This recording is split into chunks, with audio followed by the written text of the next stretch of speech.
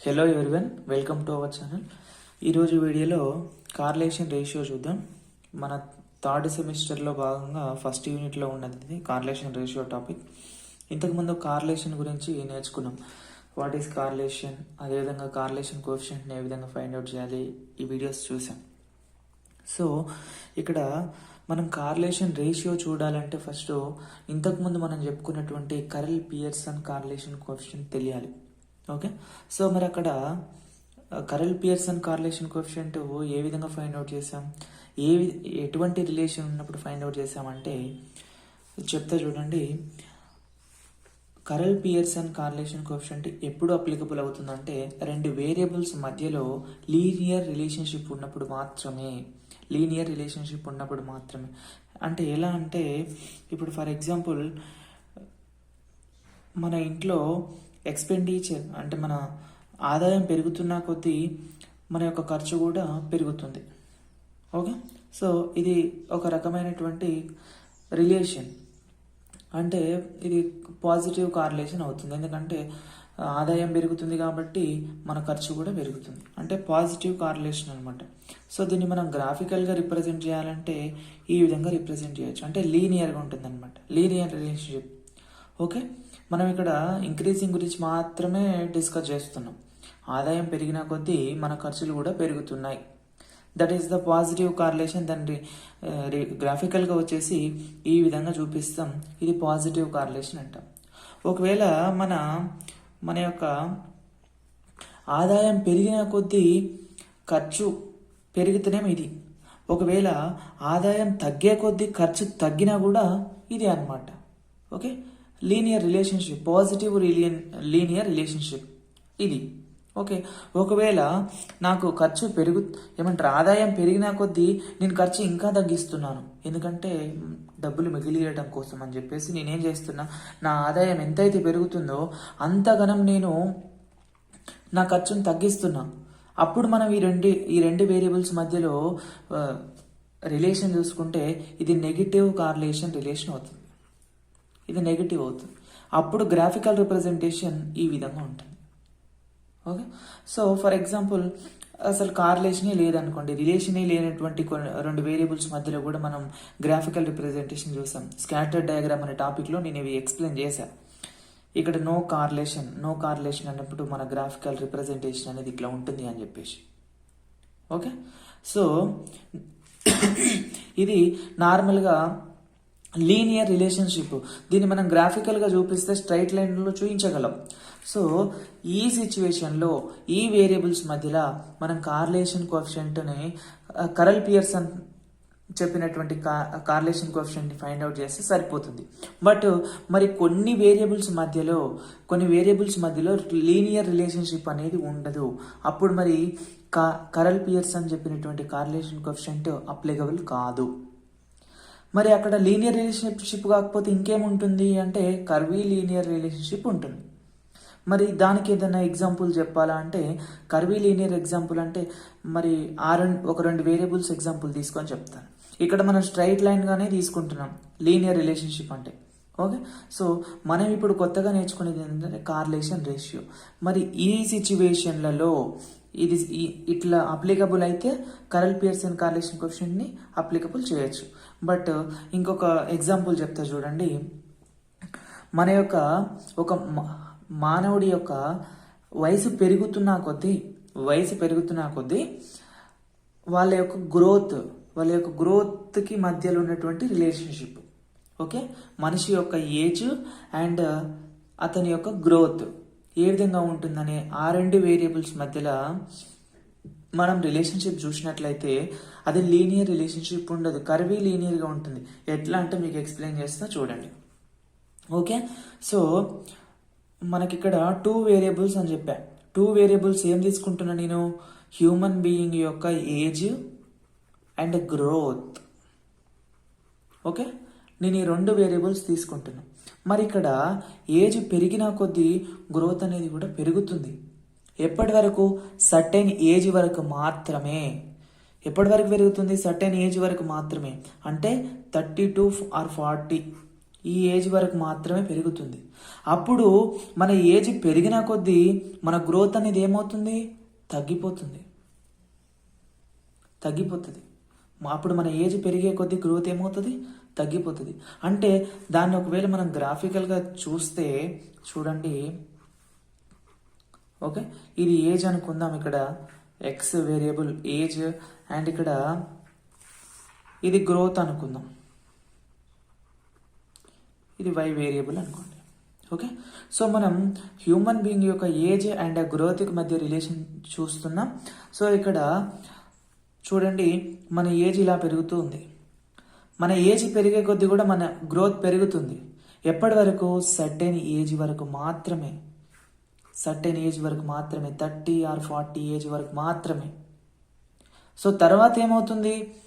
మళ్ళీ మన ఏజ్ పెరిగే కొద్దీ మన గ్రోత్ అనేది తగ్గుతుంది.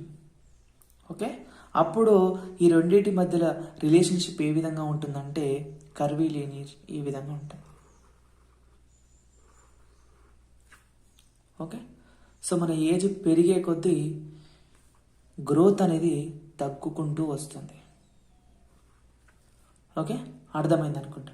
అంటే ఇక్కడ మనం ఇది లీనియర్ రిలేషన్షిప్ కాదు ఈ రెండు వేరియబుల్స్ మధ్యలో. మరి రెండు వేరియబుల్స్ మధ్యలో కూడా మనం మళ్ళీ కరల్ పియర్సన్ కోఎఫిషియంట్ని యూజ్ చేస్తే ఇక్కడ మనకు కావాల్సినటువంటి రిజల్ట్ కరెక్ట్గా రాదు. మ్యాక్సిమం అర్థమైంది. ఓకే, సో ఇట్లాంటి వేరియబుల్స్ మధ్యలో అంటే కర్వీ లీనియర్ రిలేషన్షిప్ ఉన్నటువంటి వేరియబుల్స్ మధ్యలో కార్లేషన్ రేషియోని ఫైండ్ అవుట్ చేయాల్సి ఉంటుంది. ఓకే, సో ఇక్కడ మనం అందుకోసం అని చెప్పేసి ఇట్లాంటి వేరియబుల్స్ మధ్యలో రిలేషన్ని ఫైండ్ అవుట్ చేయడానికి కార్లేషన్ రేషియోని ఫైండ్ అవుట్ చేయటం జరిగింది. ఓకే, సో మనం దీని గురించి కొంచెం నోట్స్ రాయిస్తాను. అంటే మీకు ఒక 4 మార్క్స్ క్వశ్చన్ కానీ కార్లేషన్ రేషియో గురించి అడిగితే ఇప్పుడు నేను రాయించేది రాస్తే సరిపోతుంది. అంటే ఇంతసేపు మనం అంతా డిస్కస్ చేసిందే మీకు చెప్తాను.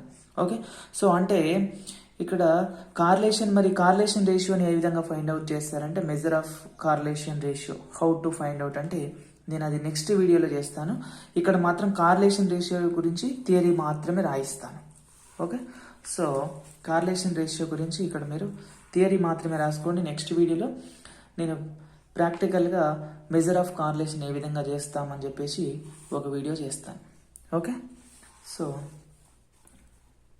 ఇక నేను నోట్స్ ఇస్తాను అంతే. కార్లేషన్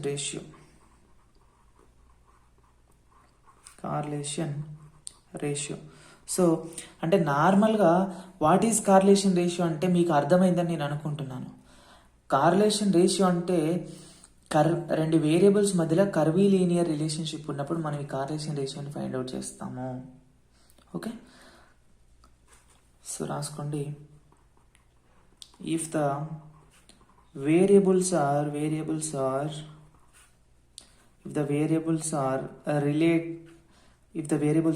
linearly related, ఒకవేళ వేరియబుల్స్ అనేవి లీనియర్గా రిలేటెడ్ అవుతే ఏం చేస్తాం? Karl Pearson's correlation coefficient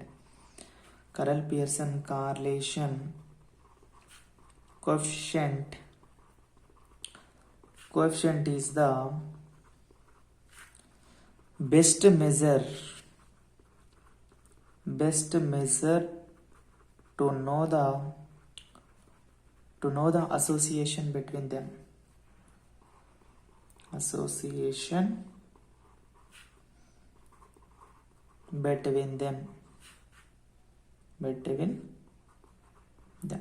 okay, లీనియర్గా రిలేటెడ్ అవి ఉంటే అవి ఆ వేరియబుల్స్కి బెస్ట్ మెజర్ ఏంది? Correlation Pearson. So but if the variables are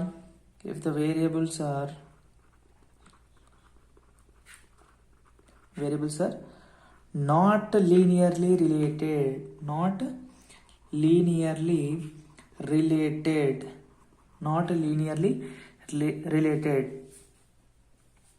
that is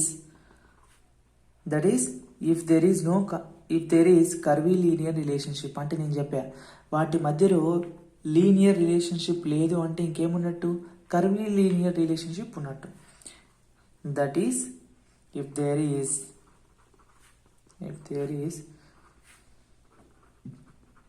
curvy linear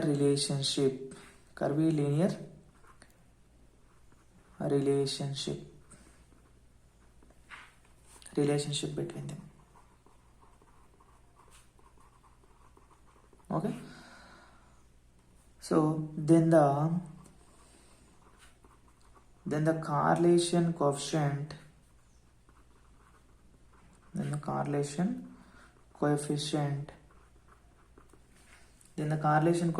is not an appropriate measure. అంటే అది కరెక్ట్ మెజర్ అనేది కాదు. అవి కర్వీ లీనియర్లో ఉన్నప్పుడు is not an appropriate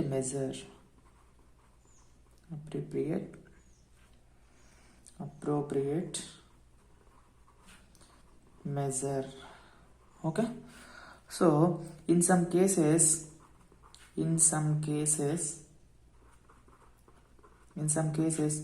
are maybe, or అంటే ఇక్కడ ఏంది correlation coefficient, Karl Pearson correlation coefficient. In some cases r may be very low. R value అనేది చాలా తక్కువగా ఉందనుకోండి, and they are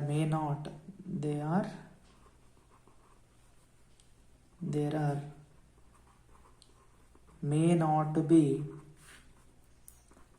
linear relation between the variables.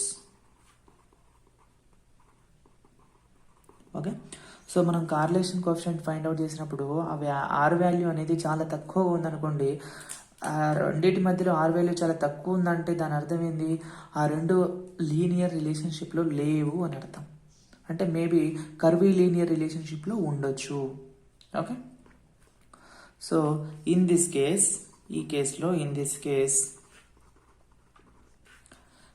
Case correlation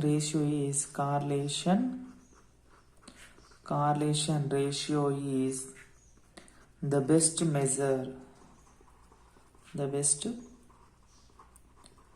measure to find the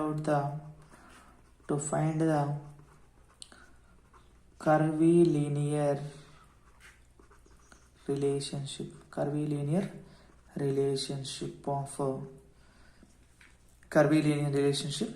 between the variables. Okay, అప్పుడు correlation ratio అనేది best measure అవుతుంది ఆ రెండింటి మధ్యలో ఉన్నటువంటి రిలేషన్ చెప్పడానికి. సో మరి ఇక్కడ కార్లేషన్ రేషియోని దేంతో డినోట్ చేస్తామంటే it is denoted by correlation ratio is denoted by eta. ఇలా ఉంటుందన్నమాట. ఈ విధంగా ఈటా అనే దాంతో డినోట్ చేస్తాం. ఒకవేళ ఇక్కడ ఒక రెండు వేరియబుల్స్ తీసుకొని చేసినప్పుడు, అంటే దానికి లీనియర్ రిలేషన్షిప్ అయినటువంటి కరల్ పియర్సన్ కార్లేషన్ కోఎఫిషియంట్, అదేవిధంగా మన కార్లేషన్ రేషియో ఫైండ్ అవుట్ చేసినప్పుడు eta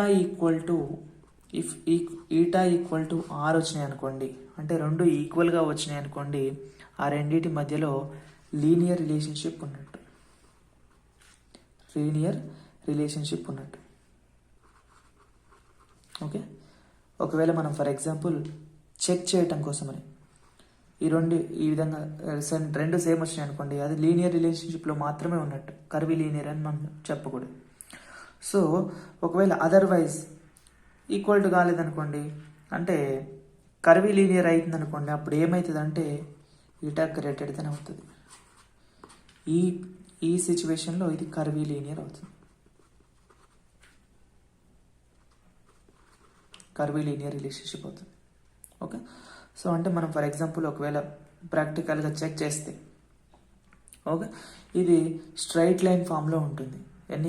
eta equal to are అన్నప్పుడు దీని రిలేషన్ని మనం గ్రాఫికల్గా రిప్రజెంట్ చేస్తే ఇలానో ఉంటుంది.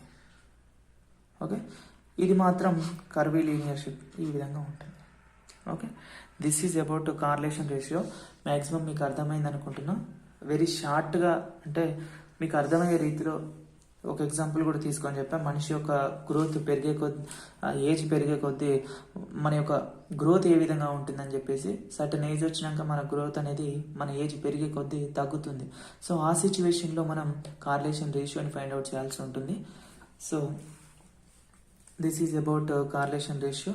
నెక్స్ట్ వీడియోలో నేను ఏం చేస్తానంటే, ఇంకా మనం కార్లేషన్ రేషియో గురించి ఏమేమి నేర్చుకుంటామంటే, మెజర్ ఆఫ్ కార్లేషన్ రేషియో, అదేవిధంగా ప్రాపర్టీస్ ఆఫ్ కార్లేషన్ రేషియో నేర్చుకుంటాం. రెండు ప్రాపర్టీస్ ఉంటాయి. ఆ రెండు ప్రాపర్టీస్ కూడా నేర్చుకోవాల్సి ఉంటుంది. సో అప్పుడు మన కార్లేషన్ రేషియో అనే టాపిక్ కంప్లీటెడ్ అవుతుంది. సో నెక్స్ట్ వీడియోలో మాత్రం నేను మెజర్ ఆఫ్ కార్లేషన్ చేస్తాను, కార్లేషన్ రేషియో. ఓకే, నా ఎక్స్ప్లెనేషన్ కనుక మీకు నచ్చినట్లయితే మన వీడియోని లైక్ చేయండి. అదేవిధంగా మన స్టార్స్ ఫ్రెండ్స్ ఎవరైనా ఉంటే షేర్ చేయండి, అందరికి యూజ్ అయ్యే విధంగా. సో ఇంకొన్ని వీడియోస్ కోసం మన ఛానల్ని సబ్స్క్రైబ్ చేసుకోండి. Thank you so much for watching this video.